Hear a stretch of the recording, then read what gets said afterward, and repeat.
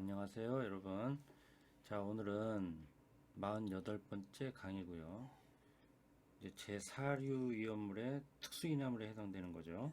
그러니까 이황화탄소. 발음하기가 조금 애매한데 이황화탄소 CS2 이렇게 되어 있죠. 제4류 위험물의 특수이남물에 해당되는 거고요.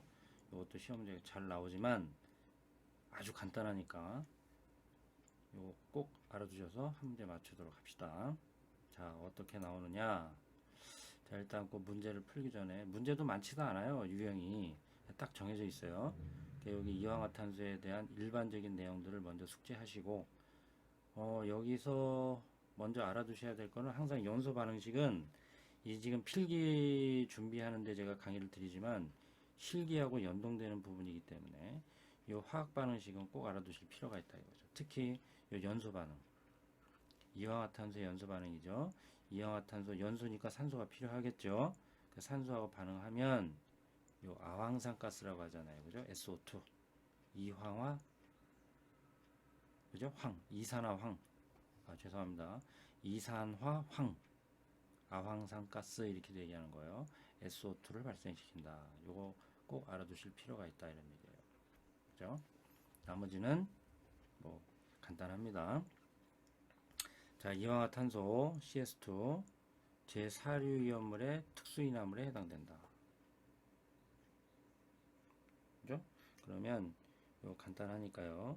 제가 또 복습 차원에서 제4류 위험물 간단하게 한번 해볼까요? 요 제4류 위험물은 뭐라 그랬어요? 인화성 액체다. 뭐 있어요? 특수이남물. 그죠? 제1석유류 제1, 제2 뭐 이렇게 가는데 그 중간에 꼭 알코올류를 넣잖아요. 그죠? 알코올류. 그죠? 그 다음에 제2석유류 제3석유류 제4석유류까지. 그죠? 석유류예요. 땡땡한 거는 제가 쓰기 싫어서 이렇게 하는 거예요.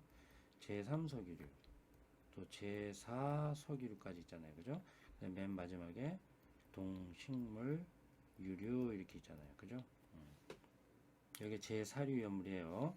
그 특수이남물 지금 이제 이황화탄소 특수이남물에 해당되는 거니까 특수이남물은 어떻게 되죠? 지정수량 50리터에 그죠? 위험등급 1등급 이렇게 돼 있고요. 그죠? 제1석유류는요. 제1석유류는 지정수량이 두 가지가 있어 200리터, 400리터. 그죠?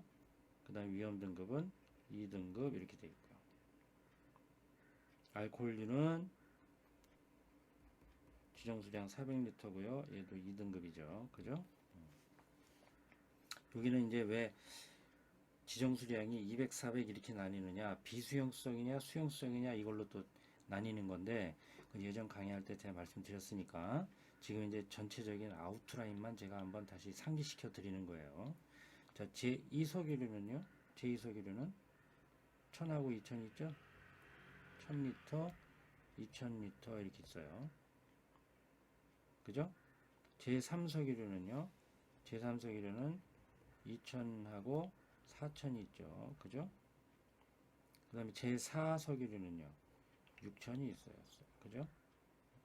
그 다음에 동식물유류는 10,000 이렇게 돼 있는 거고요. 그죠? 그러니까 얘네들은 다 뭉뚱그려서 위험등급 몇 등급? 3등급이다. 이렇게 돼 있어요. 그럼 여기서 이제 요 암기는 다 하셨을 거로 보지만 여기 200, 400, 뭐 1000, 2000, 2000, 4000 이렇게 돼 있잖아요.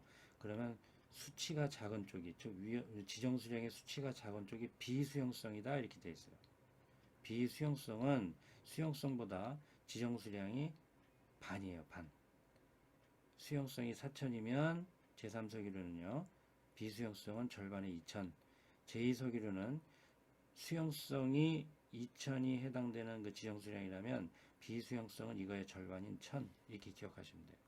제1석유류도 수용성이 400리터라면 비수용성은 그것의 절반인 200리터가 지정수량이 되는 거예요. 알코올류는 400리터 하나밖에 없고요. 동식물유류도 10,000리터 하나밖에 없고요. 특수이나물도 50리터 하나밖에 없고. 그래서 제4류 위험물은 위험 등급 1등급, 2등급, 3등급, 위험 등급 1등급, 2등급, 3등급이 모두 존재한다. 이렇게 되어 있죠. 자, 아주 가장 간단한 커다란 그림만 제가 그려드리는 거예요. 그죠? 자, 헷갈리시고 또 까먹으셨다 하면 앞으로 가셔서 다시 한번 정리를 하셔야 되겠죠. 오늘은 이황화탄소고요.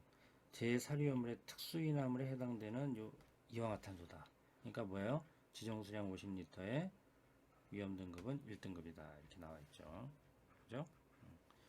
여담으로 말씀드리지만 지정수량이 리터 단위를 쓰는 것은 요 4류 위험물밖에 없다. 1류부터 6류까지 있는데 나머지는 다 지정수량의 단위를 킬로그램 단위를 쓰는데 요 4류 위험물만은 리터 단위를 쓴다라고 제가 말씀드렸어요. 그래서 비중값 주어주고 요 리터를 킬로그램으로 환산하는 문제도 가끔 나왔었어요. 그거는 이제 뭐 다른 화학적인 백그라운드에 의해서 계산하는 거니까 그때 기회가 되면 다시 설명드리기로 하고, 예전에도 몇 문제 나와서 제가 설명을 기출문제 풀면서 설명드린 적이 있었어요. 자, 됐고요. 그 다음에 보시면 되죠. 분자량은 76, 인화점 마이너스 30도, 착화점 100도. 요 착화점 100도라고 되어 있죠. 요 착화점 100도가요. 제4류 이온물 중에서는 가장 낮은 온도인 거예요. 그러니까 어마무시한 종류들이 있지만 그 중에서 요 특수이나물에 해당되는 이황화탄소의 착화점이 제일 낮아요. 아시겠어요? 자, 여기 나오네요. 그죠?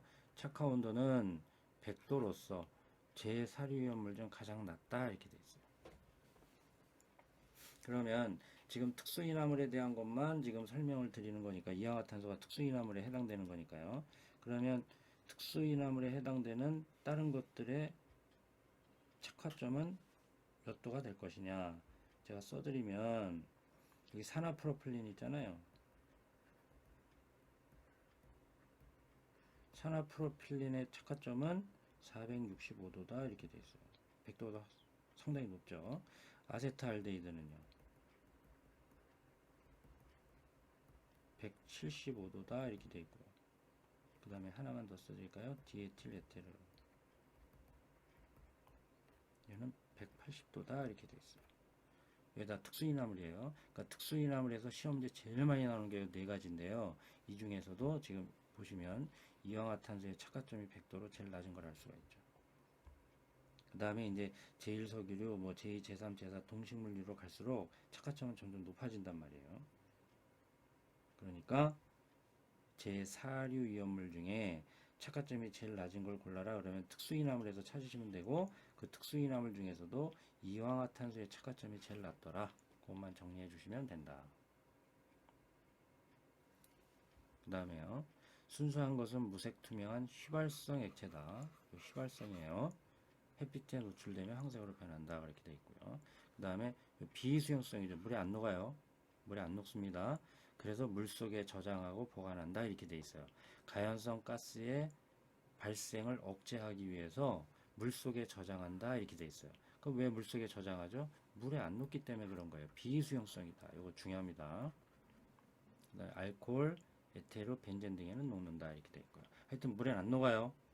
이황화탄소는 물에 안 녹습니다. 비수용성이에요. 자, 정리하시고. 자, 비중은 1.16이다. 그러니까 물에 가라앉겠죠? 그러니까 또 물속에 저장하는 거예요. 만약에 비수용성이지만 비중이 뭐 0.81에서 물보다 가볍다면 물속에 저장할 수가 없잖아요. 물에 둥둥 뜨는데 공기중에 노출되잖아요. 그죠? 그런데 얘는 다행스럽게도 물보다 무겁고요. 물에 녹지 않기 때문에 물속에 가라앉아서 물속에 저장할 수 있는 이유가 되는 거예요. 아셨죠? 그거 시험 지문에 잘 나옵니다. 자, 그 다음에 증기 비중이 2.6이다 그랬어요. 저는 증기 비중 나왔으니까요. 증기 비중을 어떻게 구하죠? 쉽게 얘기하면 29분의 그 물질의 분자량으로 계산하는 거예요. 29가 뭔지는 아시죠? 증기 비중 구할 때 다 설명드렸어요. 공기의 평균 분자량 값이다 이 말이에요. 그러니까 지금 이황화탄소의 분자량은 얼마였어요? 76이잖아요. 76을 29로 나누면 얼마가 나와요? 2.62가 나오더라 이런 얘기죠. 증기 비중을 계산하는 문제도 잘 나오니까 예전 강의 다 제가 해드렸으니까요. 잘 찾으셔서 다시 한번 들으시면 돼요. 어쨌거나 증기 비중이 2.6이에요. 그죠? 그러니까 공기보다 또 무거워요. 그러니까 요거 헷갈리시면 안 돼요. 비중이라는 것은 물과의 관계를 얘기하는 거고요. 증기 비중이다 이 말은 공기와의 관계를 얘기하는 거예요. 그러니까 비중이 1.1이다 그러면 물 비중 1보다는 큰 값이기 때문에 물보다 무겁다 이렇게 얘기하는 거고, 증기 비중은 공기를 얘기해요. 공기와 비교하는 거예요. 그 공기를 1로 봤을 때 그것보다 또 높은 값을 갖고 있잖아요. 그러니까 공기보다 무겁기 때문에 누출이 된다면 바닥에 깔린다라는 얘기를 하는 거죠. 바닥에 내려앉아요. 예전에 다 설명드린 거고요. 여기 나오죠? 다시 착화 온도는 100도고요. 제사류 위험물 중에는 가장 낮다. 특수인화물이 다른 것들에 비해서 착화 온도는 제일 낮은 쪽에 속한 건데, 그 특수인화물에 해당되는 대표적인 물질들과 비교해서도 이황화탄소의 착화 온도는 제일 낮다.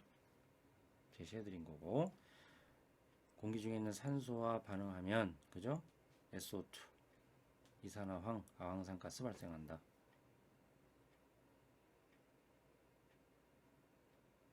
그죠? 근데 이거 이제 잘 나오진 않는데요. 물에는 녹지 않아요. 그러나 약간 높은 온도의 물과는 반응할 수 있다.